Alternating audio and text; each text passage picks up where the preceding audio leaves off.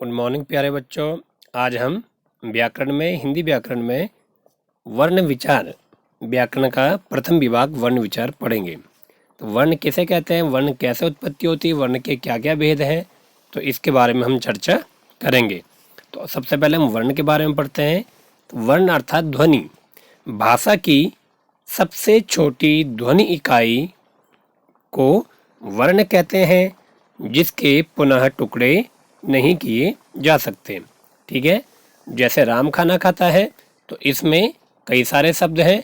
तो हम एक राम शब्द को देख लें तो राम शब्द में रा धन आ मा धन आ 4 वर्ण हैं। तो अब इसमें रा का कोई भाग हम नहीं कर सकते, तो इसलिए रा क्या है, सबसे छोटी ध्वनि इकाई, इसको मान लेंगे और इसी को हम वर्ण कहते हैं। जैसे रा व्यंजन वर्ण है और रा में जो आ है वह स्वर वर्ण है। ठीक है, तो भाषा की सबसे छोटी ध्वनि इकाई को वर्ण कहते हैं। अब वर्णमाला हिंदी भाषा में क्या है, एक निश्चित वर्णमाला होती है। हिंदी वर्णमाला में आ से लेकर ज्ञा तक के वर्ण आते हैं, जैसा आप जानते हैं सभी। तो वर्णों की क्रमबद्ध सारणी को वर्णमाला कहते हैं। तो ये आप जानते हैं। तो आइए मुख्य बिंदुओं पर चर्चा करेंगे। वर्णों के भेद, वर्णमाला में कितने प्रकार के कौन कौन से वर्ण होते हैं।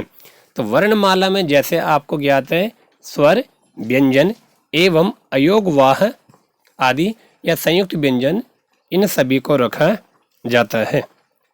तो स्वर किसे कहते हैं, स्वर जिन वर्णों का उच्चारण स्वतंत्र रूप से होता है, ठीक है, या जिन वर्णों के उच्चारण में मुख से निकलने वाली वायु में कोई रुकावट उत्पन्न नहीं होता, उसे या उन्हें स्वर वर्ण कहते हैं। आ से लेकर औ तक यह 11 स्वर होते हैं। ठीक है, स्वर के भेद, जो स्वर 11 स्वर हैं उनको किन किन भागों में बांटा गया है। तो इनके समय के या उच्चारण के समय के अनुसार इनको 3 भागों में बांटा गया है। ह्रस्व स्वर, दीर्घ स्वर एवं पुल्लिंग स्वर। ठीक है, ह्रस्व अर्थात छोटा, दीर्घ अर्थात बड़ा। ठीक है, ह्रस्व जिन स्वरों का उच्चारण करने में कम समय लगता है उन्हें ह्रस्व स्वर कहते हैं, जैसे आ ई उ री। ठीक है, अब दीर्घ स्वर जिन स्वरों का उच्चारण करते समय स्वर की अपेक्षा दुगना समय लगता है, उन्हें दीर्घ स्वर कहते हैं। 11 में से 4 स्वर वहां चले गए, तो अब बच गए 7 स्वर। तो ये 7 स्वर आ ई उ ए ऐ ओ औ यह दीर्घ स्वर कहलाते हैं। अब पुल्लिंग स्वर का सामान्य भाषा में प्रयोग नहीं होता, इनका वेदों में वस्तुतः प्रयोग किया जाता है और सामान्य भाषा में इनके संबोधन अर्थ में या पुकारने अर्थ में इसका प्रयोग किया जाता है। जैसे ओम, ओ के आगे इनमें 3 संख्या से इसको पुल्लिंग स्वर को दर्शाया जाता है। तो आगे हम पढ़ेंगे व्यंजन। वर्णमाला का अगला जो वर्णों का प्रकार है व्यंजन।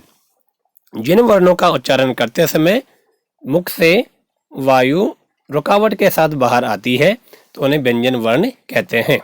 एवं अन्य हम समझ सकते हैं, जिन वर्णों के उच्चारण में स्वरों की आवश्यकता होती है उन्हें व्यंजन वर्ण कहते हैं। ठीक है, तो व्यंजन वर्ण हमारे आ से लेकर औ तक हमने स्वर पढ़ लिए। अब है का से लेकर हा तक, का से लेकर हा तक हमारे व्यंजन वर्ण होते हैं।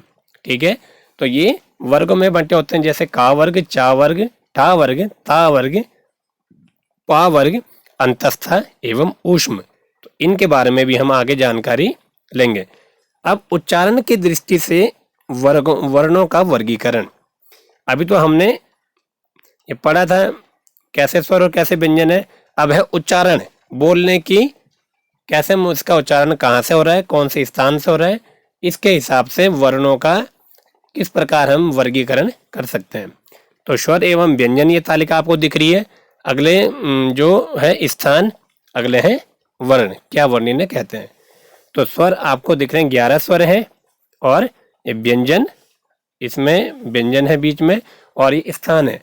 ठीक है, तो स्थान पहले हम जानते हैं। देखो, कंठ, तालु, मूर्धा, दंत, ओष्ठ, कंठ तालु, कंठोष्ठ, दंतोष्ठ एवं नासिका। ठीक है, तो कंठ से उच्चारण होने वाले को कंठ्य वर्ण कहा जाता है, तालु से उच्चरित होने वालों को तालव्य, मूर्धा से उच्चरित होने वालों को मूर्धन्य, दांत से दंत्य, ओष्ठ से ओष्ठ्य, कंठ तालु से कंठ तालव्य, कंठ ओष्ठ से कंठोष्ठ्य, दांत और ओष्ठ से दंतोष्ठ्य और नासिका से उच्चारित होने वाले को नासिक्य वर्ण कहा जाता है। और ये हम इस तालिका से समझ सकते हैं, आ एवं का खा गा ग एवं हा, यह कंठ से उच्चारण होने के इनका उच्चारण स्थान का है कंठ, तीनों कंठ वर्ण। ई और चाचा जाजा य और श, तो इनको तालव्य कहा जाता है। री टाटा डाडा और श ढ और ह, इन्हें मूर्धन्य कहा जाता है। और ता वर्ग और ला और श, इन्हें दंत्य कहा जाता है। और पा फा बा और य उ, इन्हें ओष्ठ कहा जाता है। ए ओ, इन्हें कंठ तालव्य कहा जाता है। ओ औ, इन्हें कंठोष्ठ कहा जाता है। वा को दंतोष्ठ कहा जाता है। अनुस्वार को नासिक्य कहा जाता है। ठीक है, अब हम इनके उच्चारण को हम थोड़ा विस्तार से समझें। अब हम इनको अनुभव भी कर सकते हैं। जैसे हम क आ खा, तो यह सीधे हमारी वायु कंठ से बाहर आ रही है। किससे आ रही है? कंठ से ज़्यादा जोर आपको महसूस हो रहा होगा, कंठ से ज़्यादा जोर हो रहा है। अब च, छ, छ, ज, झ, तो ये हमारी जो जीभ है वह मुख के निचले भाग को ज़्यादा स्पर्श से पहले वहाँ स्पर्श करिए, इसलिए यह हमारा मुख का निचला जो भाग है वह तालु कहलाता है। अगला देखिए, टा, ठा, डा, इनमें जीभ सीधे मुख के ऊपर वाले हिस्से को या भाग को स्पर्श कर रही है, जो ऊपर वाला भाग क्या कहलाता है? मूर्धा। तो इन ऐसे वर्णों को मूर्धन्य कहा जाता है। ता, था, दा, दा, यदि हम दांत से जीभ को टच ना करिए, जीभ दांत को टच ना करे, तो हम ता, था, दा, दा, ना, ला, सा, इनका उच्चारण कर ही नहीं सकते। पा, फा, बा, बिना ओठों की सहायता से हम पा, फा, बा इनका उच्चारण नहीं कर सकते। आप इसका अनुभव कर भी रहे होंगे। तो इस प्रकार ये उच्चारण के अनुसार इन वर्णों का वर्गीकरण हो गया। ठीक है, अब व्यंजन के भेद, जो अभी हमने व्यंजन पढ़े, इनके क्या क्या भेद होते हैं। तो व्यंजन का से लेकर हा तक हम व्यंजनों के भेद के बारे में जानेंगे।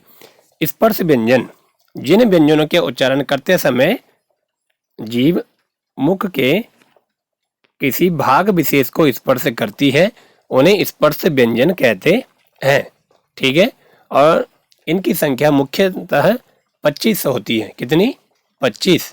और डा और ढा, ये दो उच्चिप्त व्यंजन और जुड़ जाते हैं, तो इनकी संख्या क्या हो जाती है? 27। ठीक है, अगला है अंतस्तः व्यंजन। अंतः मतलब बीच में, स्तः मतलब स्थित रहने वाले, बीच से होने वाला। ठीक है, जिन व्यंजन वर्णों का उच्चारण मुख के मध्य भाग से होता हो, उन्हें अंतस्थ व्यंजन कहते हैं। ठीक है, हिंदी में अंतस्थ व्यंजन 4 हैं, या, रा, ला एवं व। ठीक है, इन्हें अर्धस्वर भी कहा जाता है। ऊष्म व्यंजन, तीसरा भाग है ऊष्म व्यंजन। इन वर्णों का उच्चारण करते समय श्वास मुख से रगड़ती हुई निकलती व्यंजन में, एवं जिससे गर्मी, ऊष्म अर्थात उष्णता या गर्मी उत्पन्न होती है। और जैसे हम उच्चारण करके देखेंगे, श, सा, श, इनसे गर्म वायु हमारे मुख से निकल रही है, इसलिए इन्हें ऊष्म व्यंजन कहते हैं। इनकी संख्या मुख्यतः 4 होती है। कितनी? 4। श, श, स, ह। अब पर यहाँ पर 5 दी है। अब विसर्ग, क्योंकि विसर्ग का उच्चारण भी हा के समान होता है, इसलिए इसको विसर्ग को भी हमने ऊष्म व्यंजन के साथ यहाँ पर इन्होंने दे दिया है। ठीक है, अब हल्का चिन्ह। अब हल्का चिन्ह क्या होता है? जैसा आप देखते हो, का से जब हम आ को हटा, स्वर को हटा देते हैं, तो वह उस पर एक नीचे क्या लग जाता है? एक हम ऐसे टिक जैसे नीचे की ओर उसमें देखते हैं, तो वह जब उससे स्वर हट जाता, क्योंकि स्वरों का उच्चारण क्योंकि व्यंजनों का उच्चारण स्वर की सहायता से होता है, और जब उससे स्वर हट जाता है तो वह क्या हो जाए? वह सही से प्रयोग नहीं हो सकता। ठीक है, तो इसलिए वह फिर उसको स्वर की अपेक्षा होती है। तो आज हमने इतना पढ़ा। तो हम इसमें देखेंगे वर्णमाला किसे कहते हैं, उसके